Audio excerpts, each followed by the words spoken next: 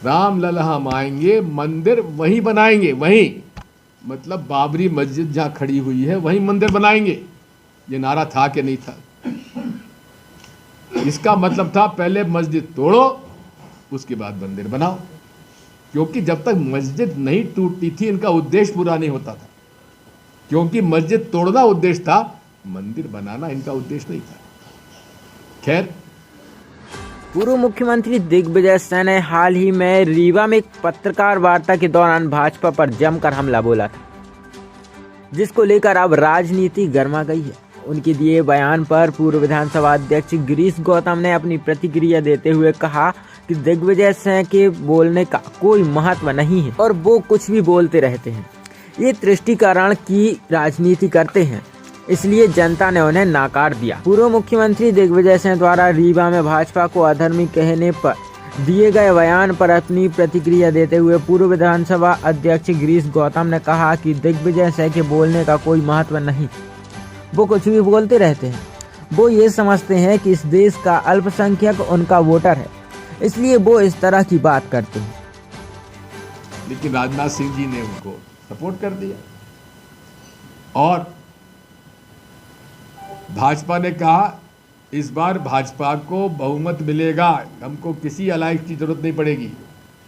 तो उन्हें मिले 272 पे बहुमत मिलता था, भाजपा को कितने मिले? 284। 19 में उन्होंने कहा कि 300 पार, उनको कितने मिले? 303। बात इतनी बड़ी, 90 करोड़ से ज्यादा मतदाताओं के देश में उनके पास कौन सी देवी शक्ति आ गई है जिससे कि जो वो कहते हैं वो सही निकल जाता है? ये ईवीएम ही उनकी देवी शक्ति है और कुछ नहीं। और अब ये कह रहे हैं, सुन लीजिए, अब ये कह रहे हैं 400 पार। देखेंगे, हम तो लड़ाई लड़ेंगे, जो होगा सो देखेंगे। सुन लीजिए, ईवीएम मशीन की लड़ाई हमारी जारी है और हम लोग उसकी लड़ाई जारी रखेंगे। अब मैं आपसे कहना चाहता हूं, आपके रीवा आए थे, उन्होंने अपने आप को सबसे बड़ा राम भक्त कहा है और बीजेपी को अधर्मी कहा। दिग्विजय सिंह के बोलने का कोई महत्व नहीं और वो कुछ भी बोलते रहते हैं और कुल मिलाकर के वो हमेशा इस बात का प्रयास करते हैं कि इस देश का अल्पसंख्यक जो वोटर है वो उनका इंटेक्ट रहे। तो जो कुछ वो बात करते हैं वो इसलिए करते हैं कि वो रहे हमें, और वो हिंदू धर्म को ये समझते हैं कि हम लोग सनातनी हैं तो सही सुनो है तो कुछ इसका मिल जाएगा। उनका एक पूरी तरह से वो टोटल वोट के लिए इस तरह की बात करते हैं, हमेशा उनके पक्ष की बात करेंगे। और कांग्रेस का चरित्र ही ये है कि वो अल्पसंख्यकों की तुष्टीकरण की नीति पे चलने वाले लोग हैं।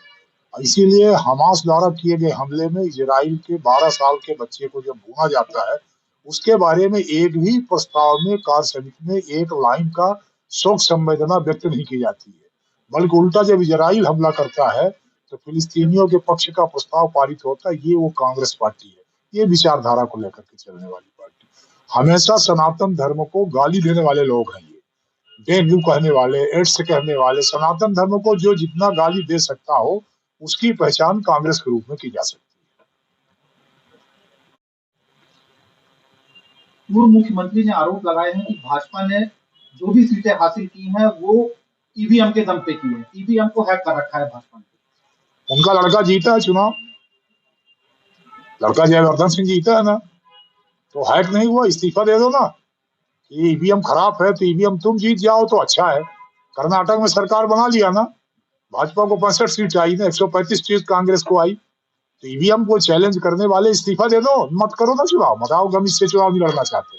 सीधे हम बैलेट पेपर, और बैलेट पेपर का हमने देखा, मैं स्वयं भुक्तभोगी हूँ, दिग्विजय सिंह ही सरकार में थे 2003 में जब ईवीएम पहली बार जब ईवीएम आई तो सरकार तो दिग्विजय सिंह ही थी ना, तो क्यों नहीं गड़बड़ कर लिया उन्होंने।